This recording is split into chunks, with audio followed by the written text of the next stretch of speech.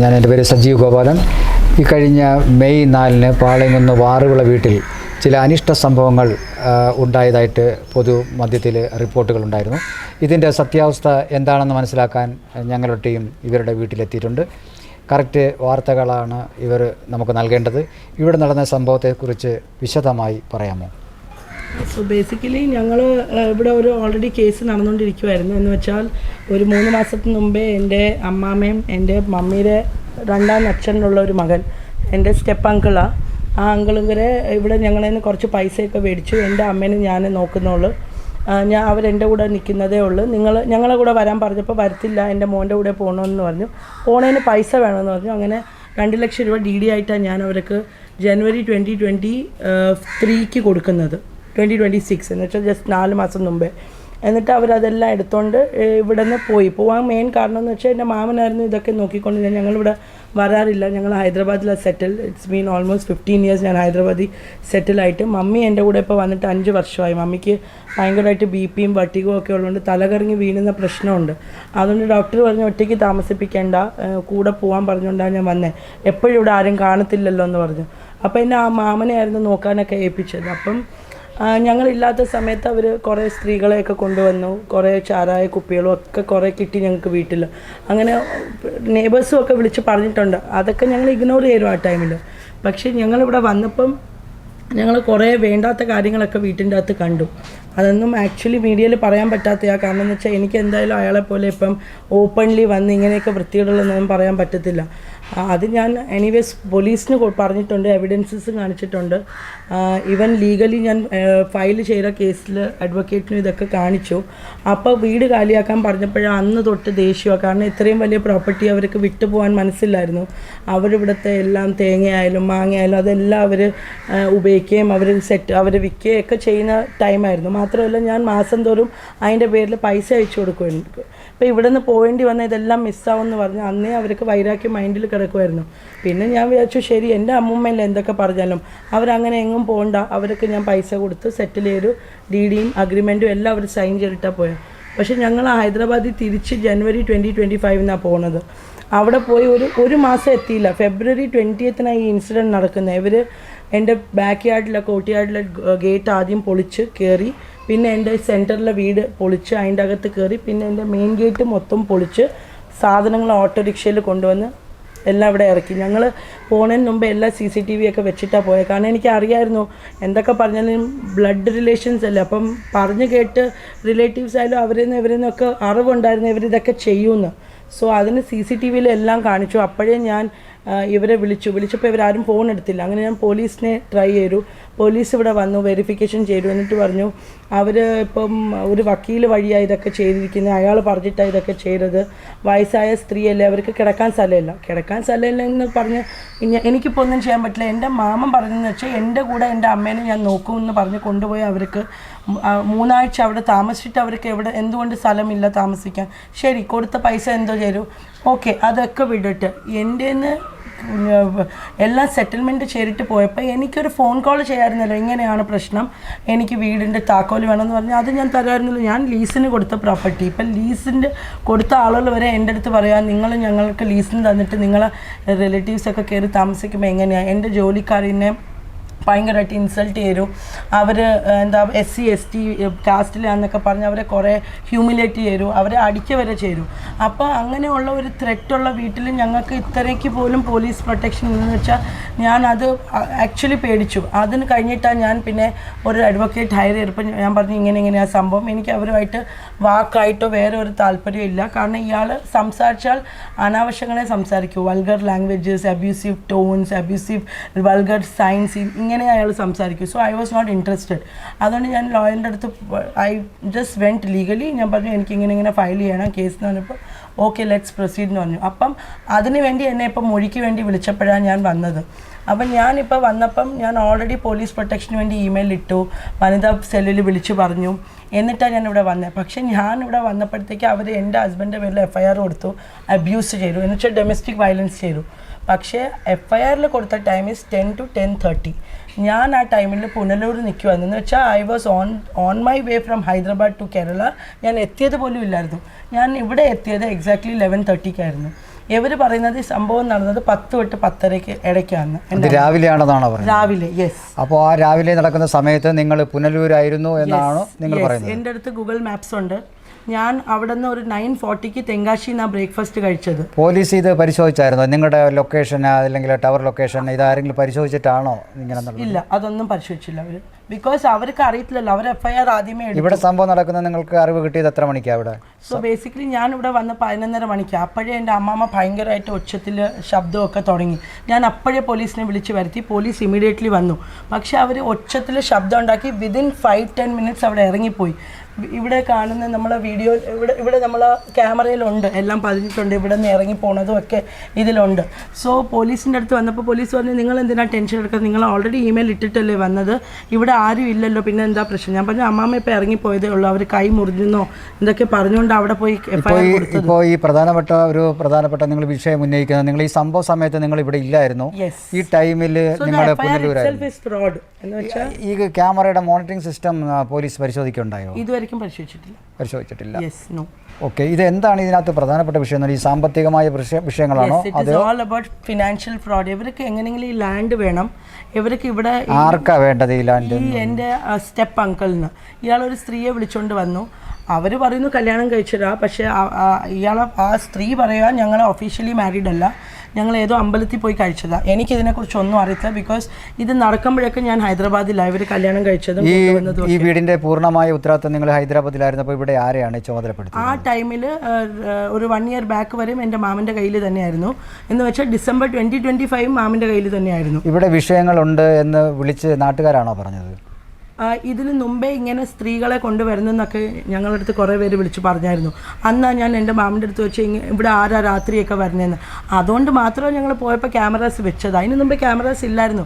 അതുകൊണ്ട് എനിക്ക് വാലിഡേറ്റ് ചെയ്യാൻ പറ്റിയില്ല. ഞാൻ വേറൊരാളെ വാക്ക് കേട്ട് എങ്ങനെയാണ് പറയുന്നതെന്ന് ചോദിച്ച് ഞാൻ മടിച്ച് നിന്നപ്പോഴാണ് ഇതൊക്കെ നടക്കുന്നത്. പിന്നെ ഇപ്പോൾ അവർക്ക് ഇത് വേണം എങ്ങനെയാലും ഈ പ്രോപ്പർട്ടി.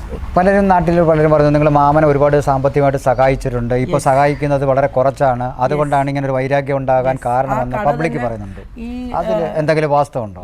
ജനതാമുക്കിൽ ഒരു ലാൻഡ് ഉണ്ടായിരുന്നല്ല, ഇപ്പോഴും ഉണ്ട് അങ്ങേർക്ക്. ആ ലാൻഡ് ഒരു ഓപ്പൺ ലാൻഡ് ആയിരുന്നു. അതിലൊരു ചെറിയ കോഴിക്കട മാത്രമേ ഉള്ളായിരുന്നു.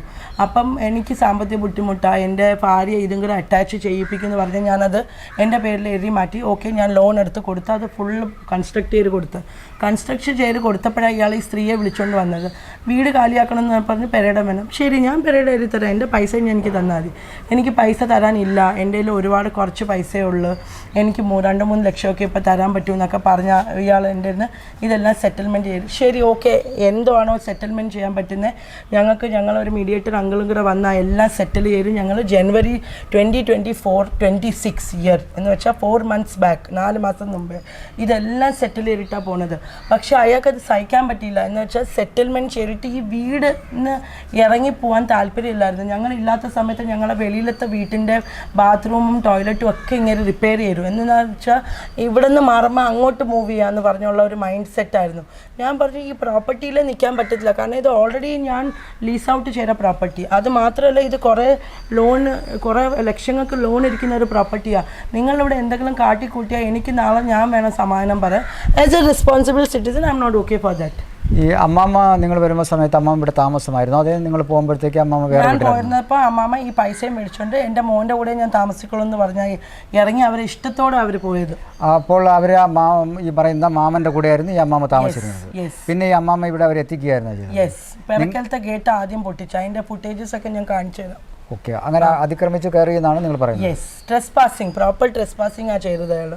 ഓക്കെ, ട്രെസ്പാസിങ് മാത്രമല്ല അങ്ങനെ എക്സോഷനും കൂടെയാണ് ചെയ്തത്. എന്ന് വെച്ചാൽ പൈസ മേടിച്ചുകൊണ്ടാണ് അമ്മയും മോനും കൂടെ ഇറങ്ങിയത്. നിങ്ങൾ പോലീസിന് നൽകിയ പരാതി, അയിരൂർ പോലീസിന് നൽകിയ പരാതിയിൽ മേലെ എന്തെങ്കിലും നടപടി ഇതുവരെ സ്വീകരിച്ചിട്ടുള്ള വല്ല അറിവുണ്ടോ? ഇല്ല.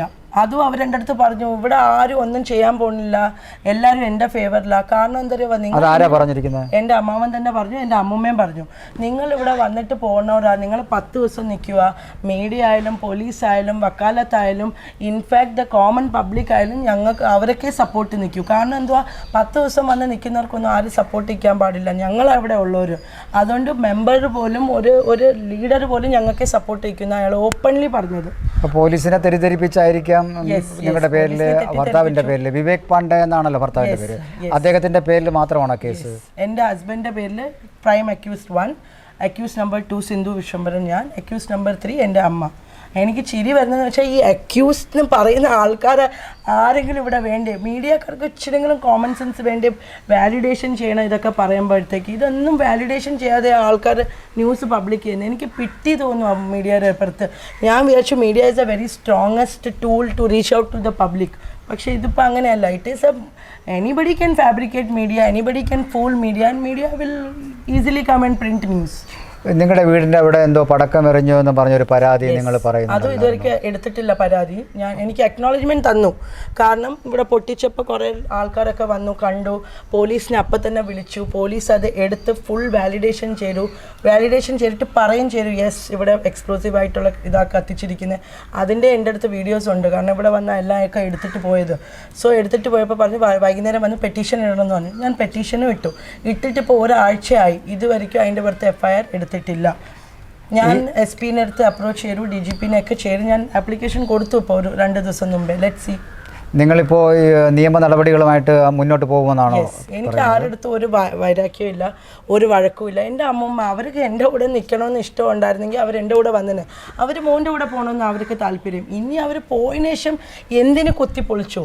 അപ്പോൾ എൻ്റെ അടുത്ത് ഞാൻ ഒരാളുടെ അടുത്ത് സംസാരിച്ചപ്പം പറയും എൻ്റെ അടുത്ത് അത് അമ്മൂമ്മയ്ക്ക് സ്ഥലമില്ല അതുകൊണ്ടാണ് കുത്തിപ്പൊളിച്ചത്. അപ്പം ഞാൻ ചോദിച്ചു ഈ സ്ഥലമില്ലാത്ത അമ്മൂമ്മമാരെ എല്ലാം ഓരോ വീട് കാലിയായി കിടക്കുന്നിടത്ത് കുത്തിപ്പൊളിക്കുന്നതാണോ നിയമം എന്ന് ചോദിച്ചപ്പം അവർക്ക് അതിനൊന്നും മറുപടിയില്ല. സോ ഇപ്പം ലീഗലി നിങ്ങൾക്ക് സംസാരിക്കണമെങ്കിൽ എൻ്റെ അടുത്ത് ഒരുപാട് കാര്യമുണ്ട് പറയാനുണ്ട്. പക്ഷേ ഫാബ്രിക്കേറ്റഡ് ആയിട്ടും കുറേ ചീറ്റിംഗ് ചെയ്തും കുറേ വ്യാജ എവിഡൻസസ് ഉണ്ടാക്കി ഞങ്ങൾ അടിച്ചോടിച്ചാന്നൊക്കെ പറഞ്ഞാൽ അത് one or the other day the court will prove it right ആണോ റോങ് ആണോ എന്ന്.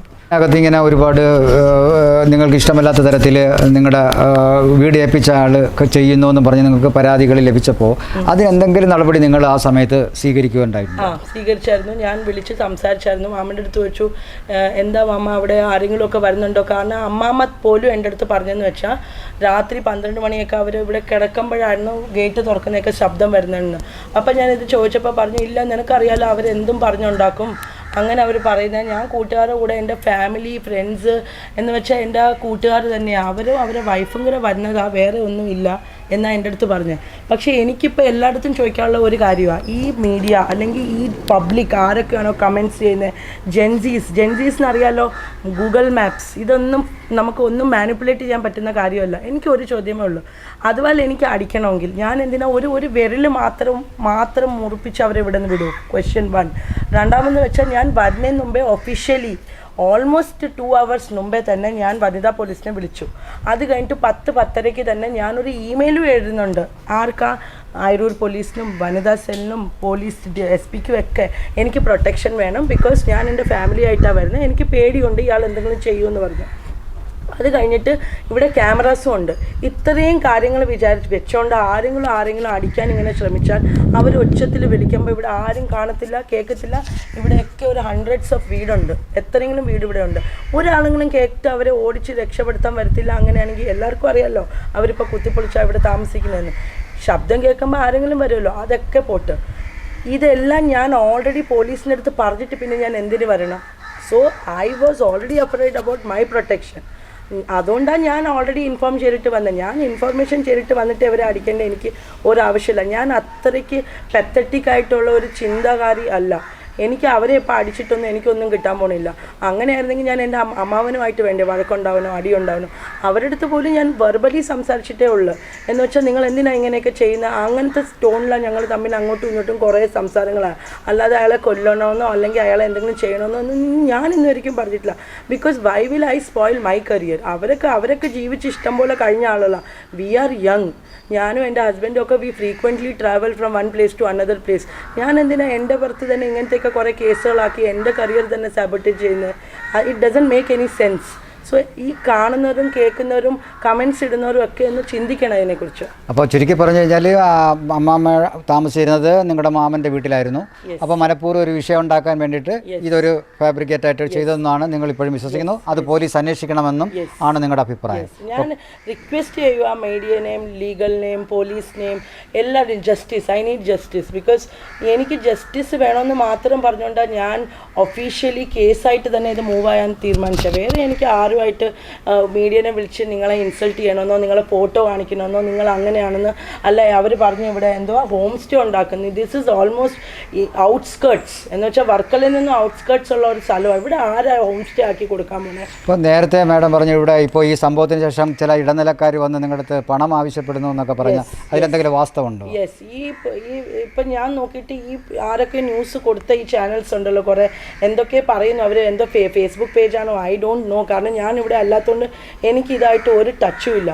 സോ അവർ അവിടെ നിന്ന് പൈസ മേടിച്ചു. അത് ഡിലീറ്റ് ചെയ്യണമെങ്കിൽ ഞാൻ പൈസ കൊടുക്കണം.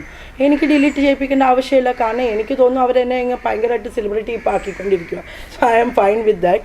പിന്നെ ബാക്കിയുള്ള എന്തൊക്കെയാണോ ജസ്റ്റിസ് അത് കോടതി തന്നെ തീരുമാനിച്ചു. I am having complete trust on the court and the legal proceedings. നേരത്തെ മാഡം പറഞ്ഞായിരുന്നു സ്ത്രീത്വത്തെയൊക്കെ അപമാനിക്കുകയും സോഷ്യൽ മീഡിയയിൽ കൂടി ഇങ്ങനെ അപമാനിക്കുകയും ചെയ്തതിനെതിരെ നടപടിയെടുക്കും, നടപടി സ്വീകരിക്കും എന്ന് പറഞ്ഞായിരുന്നു. ഇപ്പം തന്നെ എൻ്റെ മമ്മി ഷീസ് 63 ഇയേഴ്സ് നോ, കഴിഞ്ഞ് 64 ആയി. അവർക്ക് വെർട്ടിഗ ഉണ്ട്, അവർക്ക് ഹൈ BP ഉണ്ട്. I almost spend 7-8,000 every month. Doctor പറഞ്ഞിരിക്കുന്നത് വെച്ചാൽ she should be away from all these things. ഇപ്പോൾ ഇതൊക്കെ കണ്ടു. She was almost on stress because relatives ഒക്കെ ഫോൺ ചെയ്യാൻ തുടങ്ങി, ഫാമിലി ഫ്രണ്ട്സ് ഫോൺ ചെയ്യാൻ തുടങ്ങി. എനിക്കിത് മാറ്റർ അല്ല because I know how to handle it. പക്ഷേ മമ്മിക്ക് അത് പറ്റത്തില്ല. അവർക്ക് എന്തെങ്കിലും സംഭവിച്ചിട്ടുണ്ടെങ്കിൽ എന്തോ ചെയ്യുന്നവർ ഈ പറഞ്ഞ മീഡിയക്കാർ വന്നെയോ എക്സ്പ്ലനേഷൻ തന്നെയോ അത് അവർ ഞങ്ങൾക്ക് മാനഹാനി ചെയ്ത് തന്നെയെന്ന് ഞങ്ങൾക്ക് അവർക്ക് എന്തെങ്കിലും അവർ ഞങ്ങൾക്ക് ഇതാക്കി പൈസ തന്നെയോ ഒന്നും ചെയ്യത്തില്ലായിരുന്നല്ലോ. സോ അഥവാ അങ്ങനെ സംഭവിച്ചെങ്കിൽ അവർ എന്ത് ചെയ്തേനെ?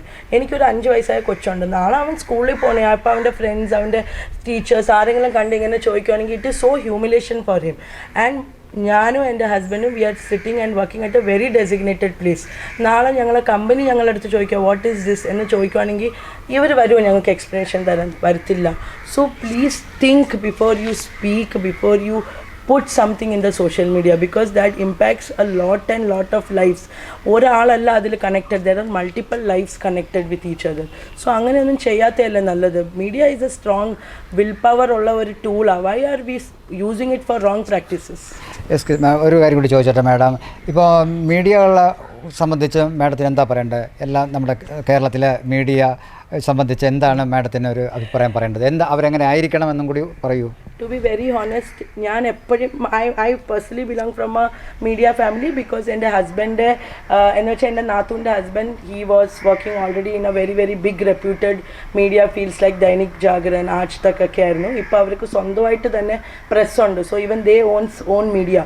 സോ ഞാൻ എപ്പോഴും എൻ്റെ ആ ഇൻലോസിനെ കണ്ടിട്ടുള്ളത് they fight for the right things, justice, where the legal or somebody else stops. അവർ ആ ഏറ്റവും ഫ്രണ്ടിൽ വന്ന് ഈ പബ്ലിക്കിനെ പ്രൊട്ടക്റ്റ് ചെയ്യുന്നത്, അവർക്ക് വേണ്ടി ഫൈറ്റ് ചെയ്യുന്നത്. So they are the big voice.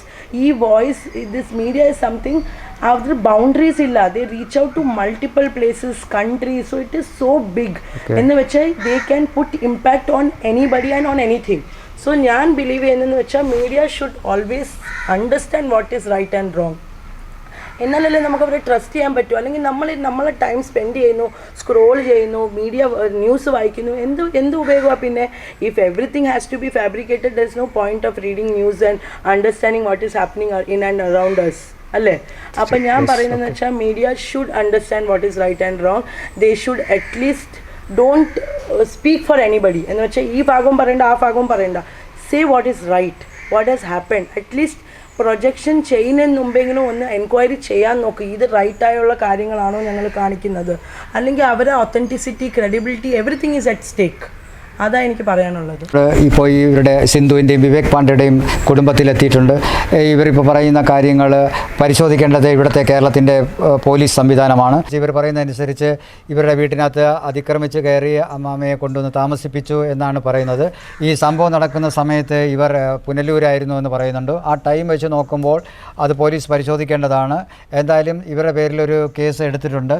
പിന്നെ ഇവരുടെ മാമനെയാണ് ഈ വീട് ഏൽപ്പിച്ചതെന്നാണ് പറയപ്പെടുന്നത്.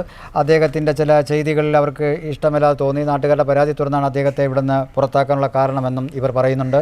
എന്തായാലും ഇവർ നേരിട്ട ചില ദുരിതങ്ങൾ, ചില അപമാനങ്ങൾ ഇത് വ്യക്തമായും പോലീസ് അന്വേഷിക്കുമെന്നുള്ള ശുഭപ്രതീക്ഷയിലാണ്. ഇവർ ഉന്നത പോലീസ് ഉദ്യോഗസ്ഥർക്ക് പരാതി നൽകിയിട്ടുണ്ട്.